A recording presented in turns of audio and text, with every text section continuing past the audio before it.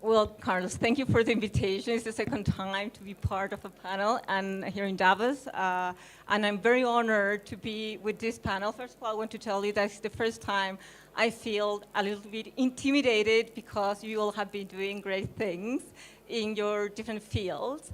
And about the topic, it's going to be a wrap up. I have been mainly lately be much more concentrated in general on green finance and the convergence on green finance and crypto assets and data from several angles.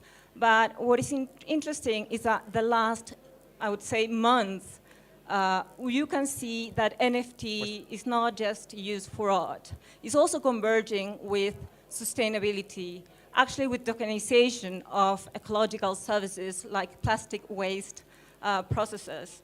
And also I want to mention that WISeKey, Carlos and Gunter have been also pioneer on this because in 2019, I think, they launched a project on tokenization of plastic waste of the oceans.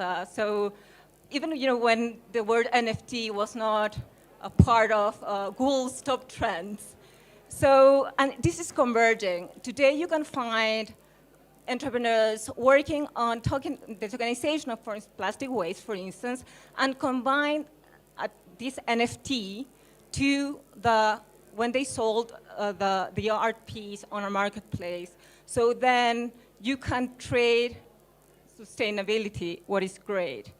And also what has been much more amazing is that the new world that Christopher Columbus discovered, Latin America, is also exploring using NFT for ecological service flows, but with institutions like banks issuing these kind of NFTs and in 2 layers, so each kind of biodiversity has a different token. And this is very, very important because as an economist that is not with us, Bernard Lettre, that he was from Belgium, for a long time he used to, he's considered the father of the euro, okay? And he always thought it was needed to have different kind of layers of monetary system because they have different time frames. And they are complementary. They don't compete if you make a very good design. And today, seeing countries in Latin America, I'm Chilean, that are in Latin America that are exploring using NFT in this 2-layer model, it really drives me in honor. And what I want to say also has to do with regulation.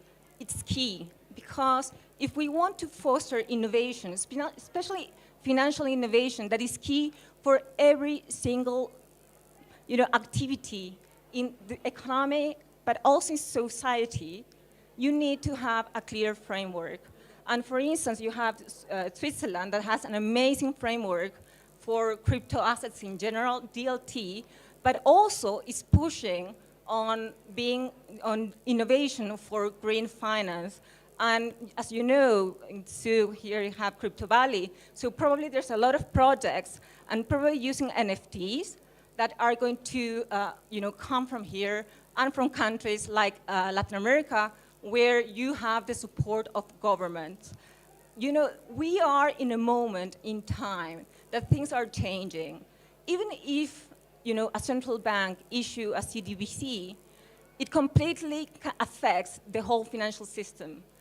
So we are all learning, and in this learning, we need cooperation. Not just, we cannot do this in a closed room. We need to involve different stakeholders so we all learn and understand the risks and opportunities, and we can support each other to find the best design of monetary systems in general, because I'm telling you, monetary system affects production systems, and that affects the society. And this is going to be key. And I'm very honored. I want to also say that here, the lady that I have, it's an amazing lady, because, imagine we are a panel, yes, very diverse, very diverse from topics, but, and there's a point, there's a problem with crypto in general, and it's a generational problem. Not everyone gets to understand and get involved. So the fact that Maite, that was a pioneer, in her age, in painting, now she got involved in NFTs. This is very inspiring, not just for the young generations, also for all generations, because they also have, yes, they also have opportunities in this space. So you're very, very inspiring.